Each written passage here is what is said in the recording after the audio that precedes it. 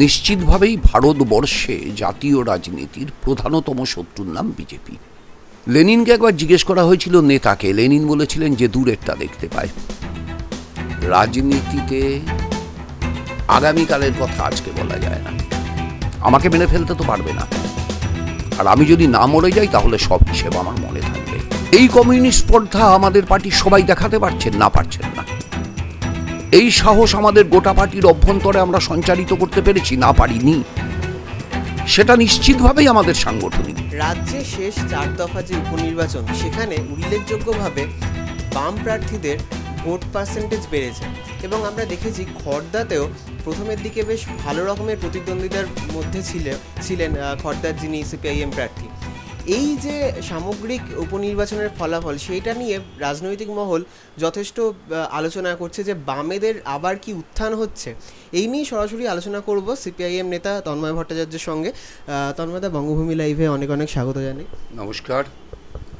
এই যেটা দিয়ে শুরু করলাম, যে এই যে 4 দফা এই 4টি উপনির্বাচন হলো এবং প্রত্যেকটিতে দেখা যাচ্ছে যে বাম প্রার্থীদের একটি মানে বেশ আশাজনক একটা ফল হয়েছে।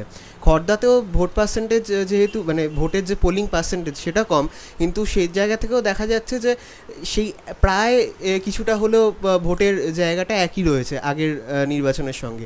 এইটা নিয়ে কি মনে হচ্ছে যে সিপিআইএম বা বামেদের কি আবার সেই জায়গাটা ফিরে আসছে আস্তে আস্তে? প্রথমত, মানুষ যত বেশি অভিজ্ঞতায় ঋদ্ধ হবেন তত বেশি করে মানুষ বুঝবেন যে বাম শাসনই এই রাজ্যের জন্য উপযুক্ত এবং প্রয়োজনীয়। সেই প্রত্যাশা আমরা সবসময় মানুষের উপর রাখি। রবীন্দ্রনাথ বলেছেন, মানুষের উপর বিশ্বাস হারানো পাপ।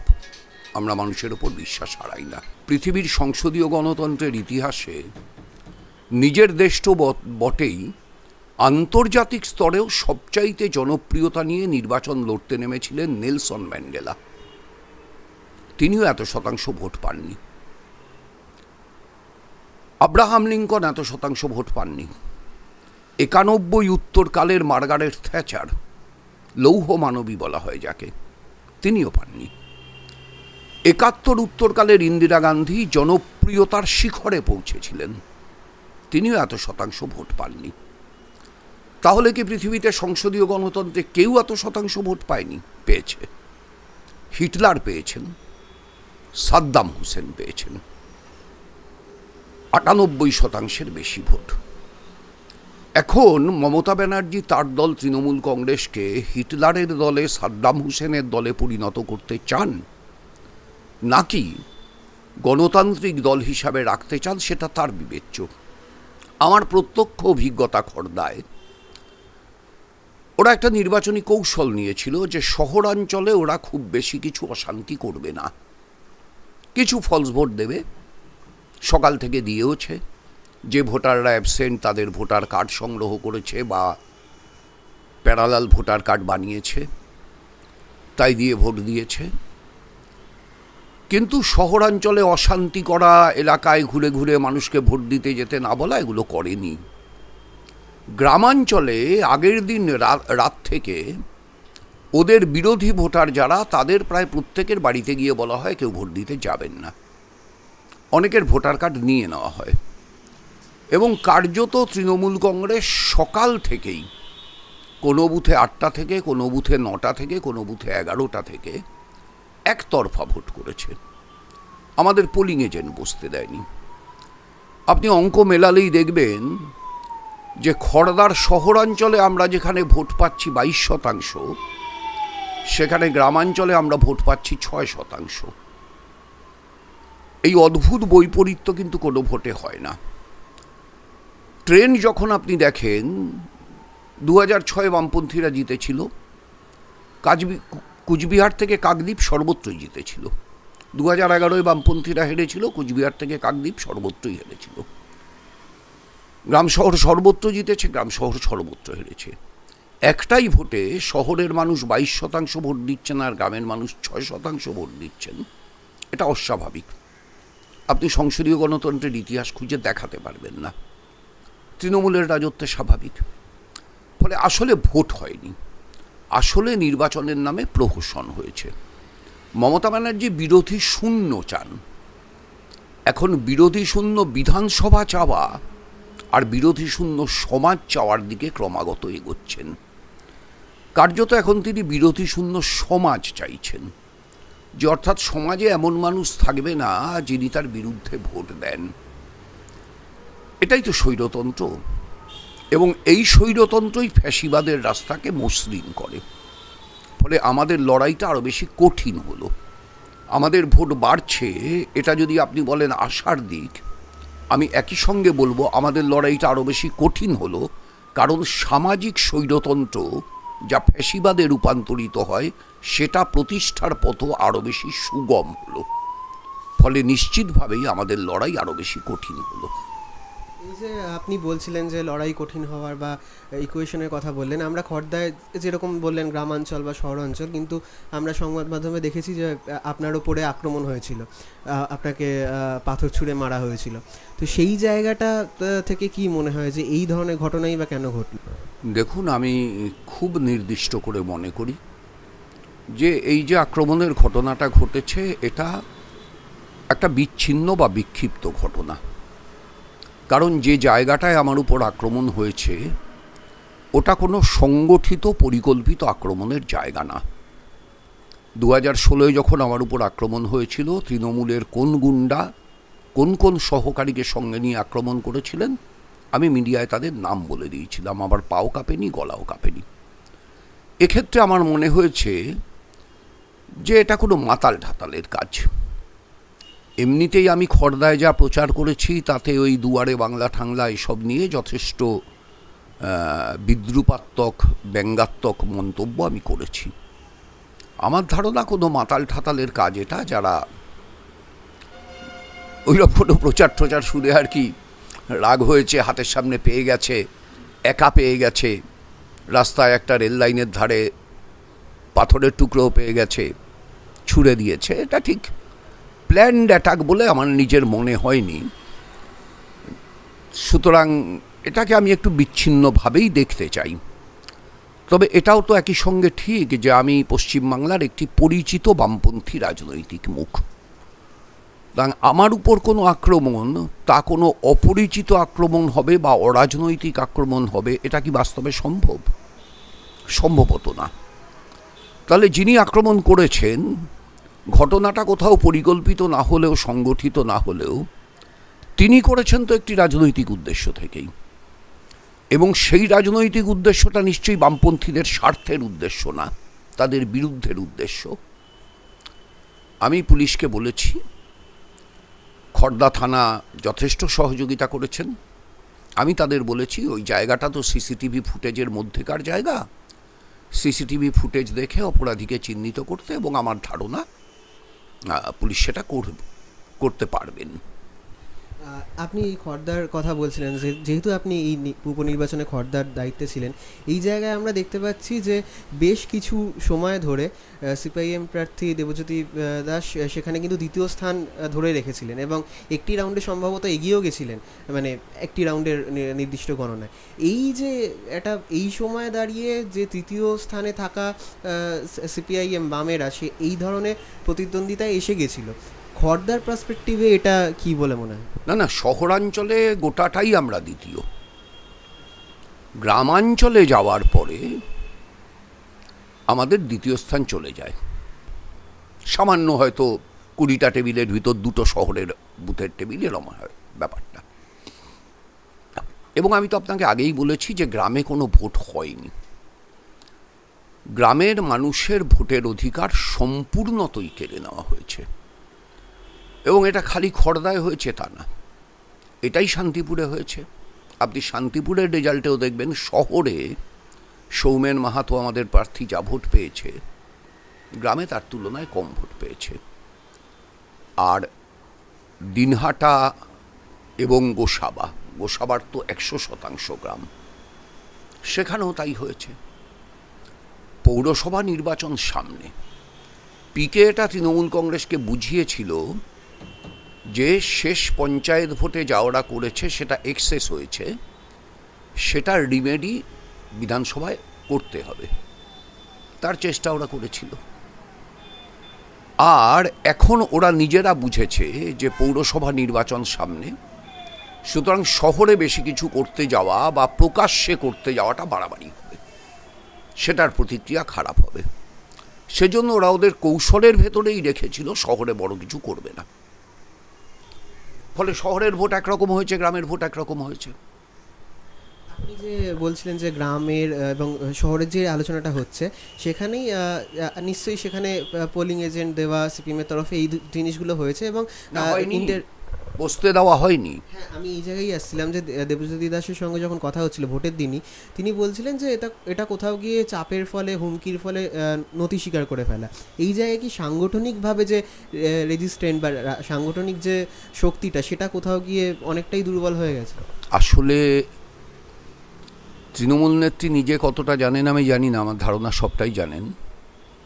নিচের তলায় তার দলের হিংস্রতা সম্পর্কে তার আরও বেশি করে খবর রাখা উচিত। এই হিংস্রতা অমানবিকতার শেষ পর্যায়ে পর্যন্ত পৌঁছেছে। 2011 সালে পোলিং এজেন্ট হওয়ার জন্য আমাদের একজন কমরেডের দোকান ভাঙা হয়েছিল। 2014 সালে পোলিং এজেন্ট হওয়ার জন্য সেই কমরেডেরই বাড়ি ভাঙা হয়েছিল। 16 সালে পোলিং এজেন্ট হওয়ার জন্য তাকে মারা হয়েছিল। 19 সালে পোলিং এজেন্ট হওয়ার জন্য আবার তার দোকান ভাঙা হয়েছিল। 21 সালে আমি যখন তাকে বললাম, তেঘরিয়া বলে একটা গ্রামে তিনি পোলিং এজেন্ট হন, আমি নামও তার বলতে পারি সাহসের সঙ্গে, গৌরাঙ্গ নন্দী, আমি যখন বললাম যে ওই বুথে কে পোলিং এজেন্ট হবে, সে বলল আমি হব। তো বললাম বেশ। এবার সে নিজেই বলল কি হবে, বড় জোর আরেকবার দোকান ভাঙবে, আরেকবার বাড়ি ভাঙবে, আমাকে মেনে ফেলতে তো পারবে না। আর আমি যদি না মরে যাই তাহলে সব হিসেব আমার মনে থাকবে। এটাই কমিউনিস্ট সাহস, এটাই কমিউনিস্ট স্পর্ধা। এই কমিউনিস্ট স্পর্ধা আমাদের পার্টির সবাই দেখাতে পারছেন না, পারছেন না। এই সাহস আমাদের গোটা পার্টির অভ্যন্তরে আমরা সঞ্চারিত করতে পেরেছি না, পারিনি। সেটা নিশ্চিতভাবেই আমাদের সাংগঠনিক দুর্বলতা। কিন্তু তার মধ্যে উজ্জ্বল জ্যোতিষ্কের মতো দুটো একটা গৌরাঙ্গ নন্দী বেরিয়ে আসেন। আমাদের এরিয়া কমিটির সদস্য পোলিং এজেন্ট হবেন, তাকে বাড়ি থেকে বেরোতে দিল না শ্যামল চক্রবর্তী, এই নাম করেই বলছি। অপূর্বনগর বলে একটি গ্রাম, আমাদের একজন পোলিং এজেন্ট বসতে দেওয়া হলো না। মহিষপোতা একজন পোলিং এজেন্ট বসতে দেওয়া হলো না। তেঘরিয়া গৌরাঙ্গ নন্দী ছাড়া কেউ বসলো না। কর্ণমাধবপুর কোনো পোলিং এজেন্ট নেই। এবং বাকি যে পোলিং এজেন্টরা আছেন সেই পোলিং এজেন্টদের কার্যত হচ্ছে বুথের ভেতরে এক একজন করে তৃণমূল ঢুকছে আর বলছে 6:30 অবধি সিআরপিএফ থাকবে, তারপর আমরাই থাকবো। আপনি চেয়েছিলেন যে গোটা বাংলা এবং খড়দাতে অবশ্যই যে বাম প্রার্থীরা যেন দ্বিতীয় স্থানে থাকে। এই জায়গায় সেই নির্বাচনের আগে কে বড় শত্রু, তৃণমূল না বিজেপি, বিজেমূল, এই যে বিভিন্ন বিতর্ক হয়েছিল, আপনি ইলেকশনের আগে আমাকে ইন্টারভিউতে বলেছিলেন যে না অবশ্যই প্রধান শত্রু বিজেপি, কিন্তু সেই কনফিউশনটা কিছুতেই ক্লিয়ার হচ্ছিল না। এখনও হয়তো অনেকে নির্বাচনের আগেও তৃণমূলকে হারানো এই জায়গাগুলোকে হাইলাইট করেছে। কখনো তৃণমূল বিজেপির বিশ্লেষণটা কোথাও গিয়ে ফাঁক থেকে যাচ্ছে। এটা কি আপনি মনে করছেন যে এটা এখনো পার্টির ক্ষেত্রে ড্রব্যাক, বা আপনি কি বলতে চাইছেন? দেখুন, মানুষের ভাবনা মানুষের অভিজ্ঞতা অনুযায়ী চলে, আর রাজনীতিবিদদের ভাবনা রাজনীতির ব্যাখ্যা বিশ্লেষণ অনুযায়ী চলে। নিশ্চিতভাবেই ভারতবর্ষে জাতীয় রাজনীতির প্রধানতম শত্রুর নাম বিজেপি। আদর্শের দিক থেকে সবচাইতে রক্ষণশীল, সবচাইতে পশ্চাৎপদ, লগ্নি পুঁজির কাছে সবচাইতে বেশি আনুগত্য স্বীকার করা, ধর্মের দিক থেকে সবচাইতে বেশি উন্মাদ, সাম্প্রদায়িকতার দিক থেকে সবচাইতে বেশি আগ্রাসী। সুতরাং বিজেপি ভারতবর্ষের প্রধান শত্রু, কোনো সংশয় নেই এ প্রশ্নে। ফলে মানুষের প্রত্যক্ষ অভিজ্ঞতা এবং রাজনৈতিক অভিজ্ঞতা এ দুটো সবসময় এক জায়গায় দাঁড়ায় না। ফলে স্বাভাবিকভাবেই যে মানুষ তৃণমূলের দ্বারা অত্যাচারিত সেই মানুষের কাছে প্রশ্ন হচ্ছে যে কোনো মূল্যে তৃণমূলকে হারাতে হবে। এবং সেই মানুষ যদি মনে করেন তৃণমূলকে হারানোর ক্ষেত্রে আমরা উপযুক্ত ভূমিকা পালন করতে পারছি না, সে মানুষ তো আমাদের বিকল্প খুঁজবেন।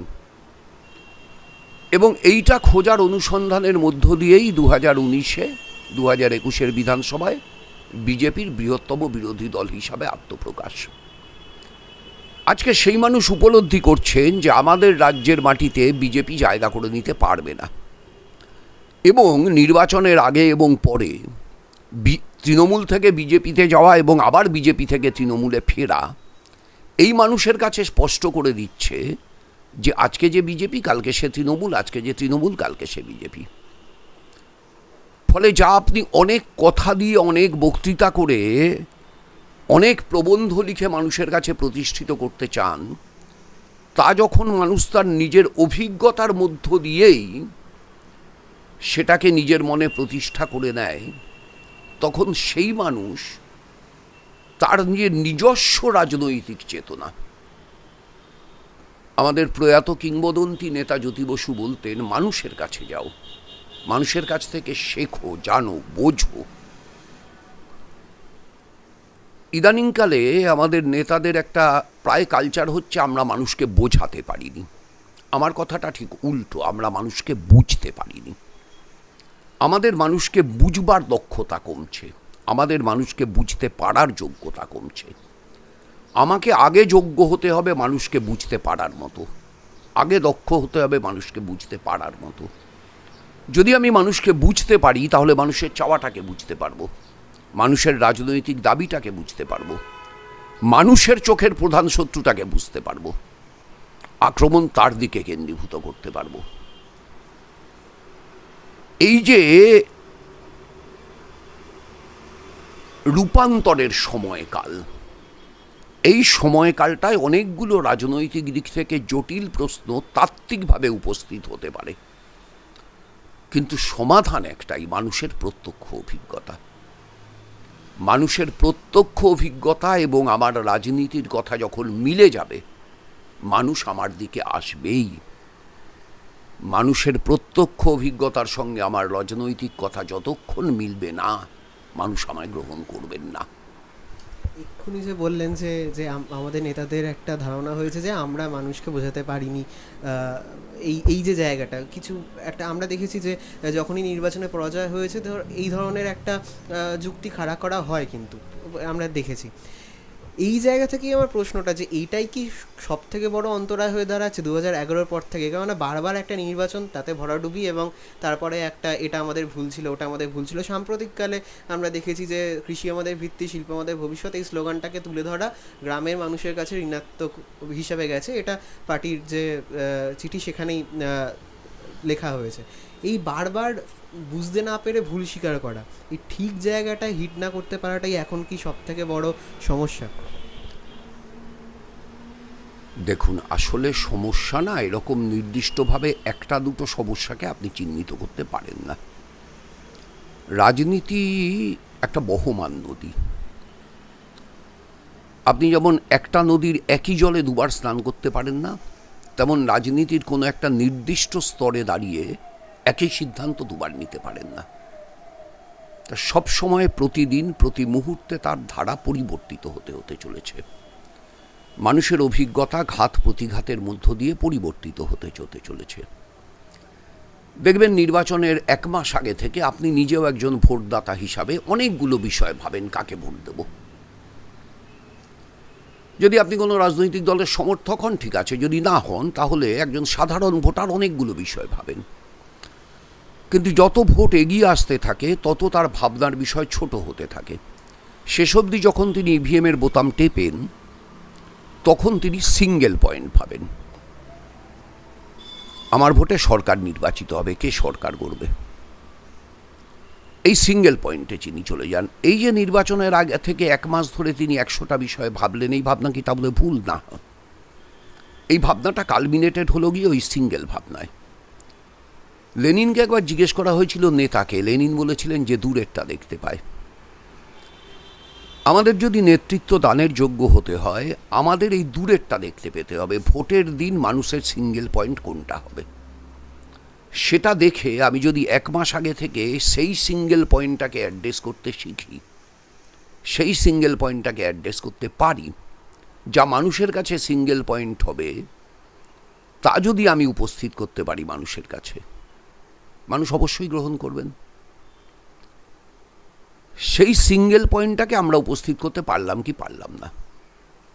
আমি বিচার বিশ্লেষণটা এভাবে করতে অভ্যস্ত, কারণ শেষ অবধি তো মানুষ সিঙ্গেল পয়েন্টেই ভোট দেবেন। আগে 100টা পয়েন্ট ভাববেন, পেট্রোলের দাম ভাববেন, ডিজেলের দাম ভাববেন, মহিলাদের উপর অত্যাচার ভাববেন, দলিতদের উপর অত্যাচার ভাববেন,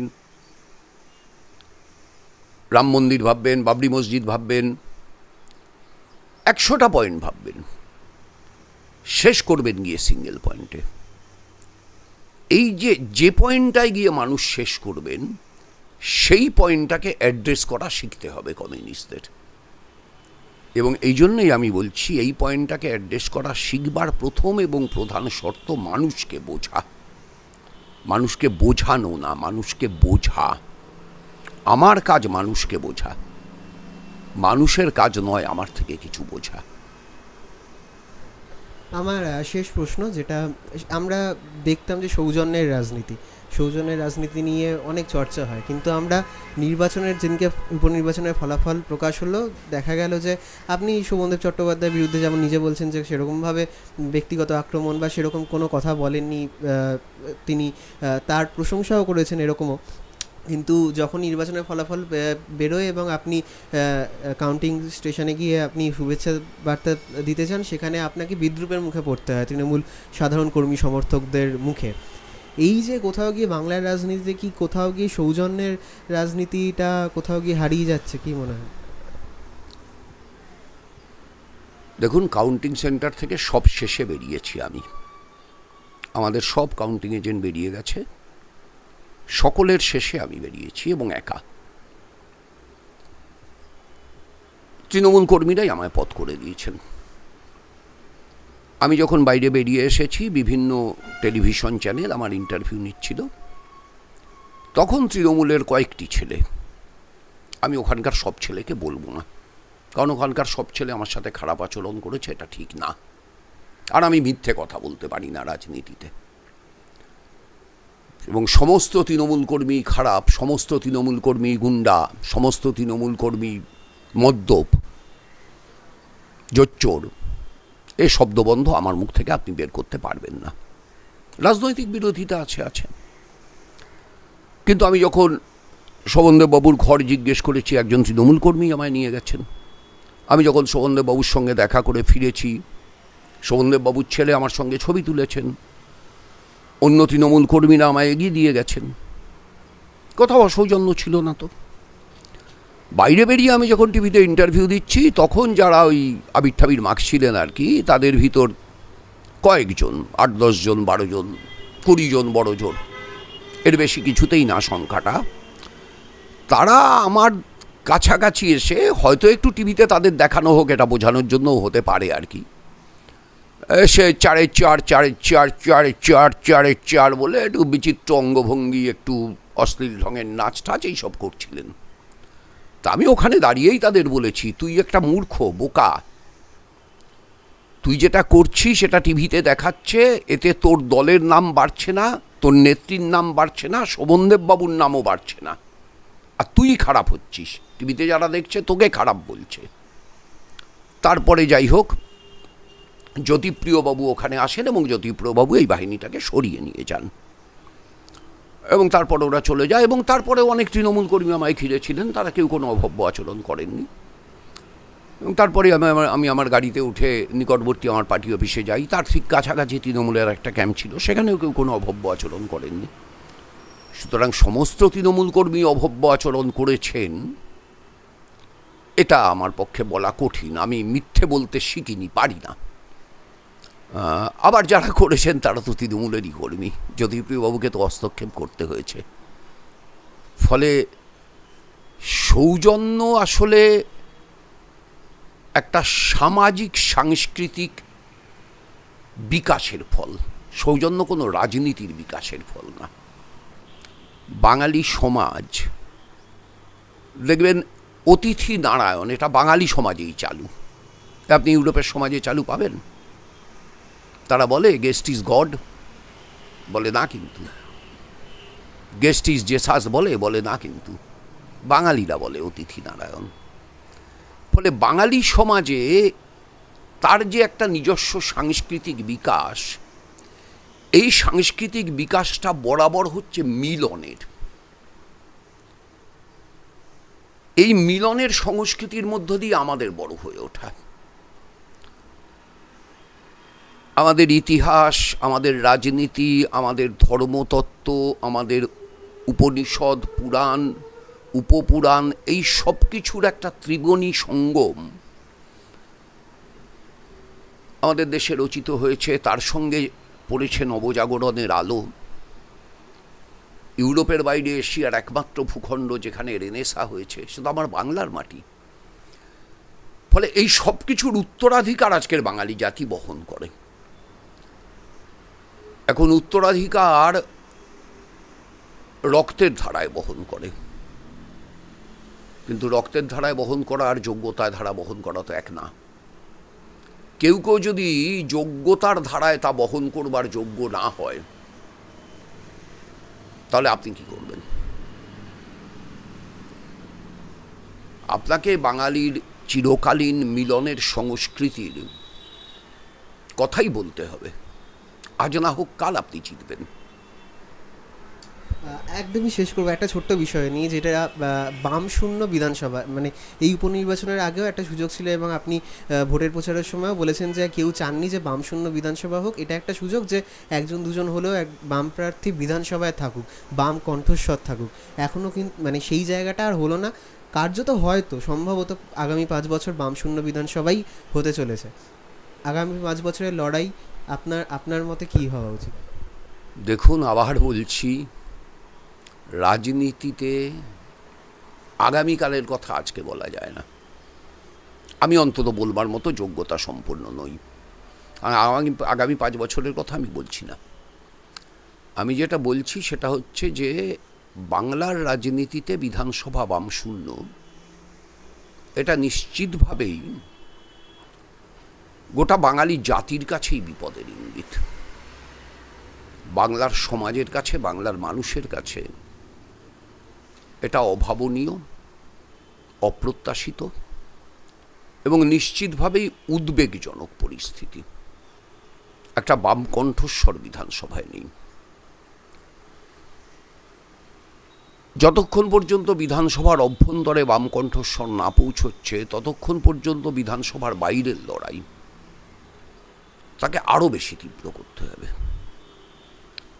যাতে বামশূন্য বিধানসভাতেও বাইরের উত্তাপ গিয়ে পৌঁছয়। লড়াই তো মানুষের জন্য। সেই মানুষকে লড়াইয়ে এমনভাবে সামিল করতে হবে যাতে সেই মানুষের কথার প্রতিফলন বিধানসভার অভ্যন্তরে ধ্বনিত হয়। কার মুখ দিয়ে হলো বড় কথা না। একজন ব্যক্তি বিধায়কও যদি মনে করেন, তিনি না হয় বললেন, অসুবিধের কি আছে। কিন্তু মানুষের সঙ্গত দাবিগুলোকে তুলে ধরে মানুষকে জমায়েত করা, মানুষকে সঙ্গে নিয়ে আন্দোলন করা, প্রতিবাদ করা এবং প্রয়োজনে প্রতিরোধ করা সময় বোধহয় এসে গেছে। সেই সময়কে স্বাগত জানাতে হবে। সেই সময়ে যে কোনো আত্মত্যাগের জন্য প্রস্তুত হতে হবে। সমস্ত স্বার্থকে জলাঞ্জলি দিয়ে, সমস্ত আত্মস্বার্থকে বিসর্জন দিয়ে কমিউনিস্টদের যোগ্য হতে হবে প্রতিকূল সময়ে স্রোতের বিপরীত দিকে সাঁতার কাটার। সেই সাঁতার যত দ্রুত গতিতে কাটতে পারব, ততই দ্রুত মানুষের সমুদ্রে গিয়ে মিশতে পারব। অনেক অনেক ধন্যবাদ বঙ্গভূমি লাইভকে সময় দেওয়ার জন্য। অনেক ধন্যবাদ। একদমই আমরা কথা বলে নিলাম সাম্প্রতিক যে উপনির্বাচন এবং যে বাম রাজনীতির যে পটভূমি এই মুহূর্তে, সেই নিয়ে আলোচনা করলেন তন্ময় ভট্টাচার্য বঙ্গভূমি লাইভকে দেওয়া একান্ত সাক্ষাৎকারে। ক্যামেরায় সুদীপ্তর সঙ্গে আমি অরিঘ্ন, বঙ্গভূমি লাইভ।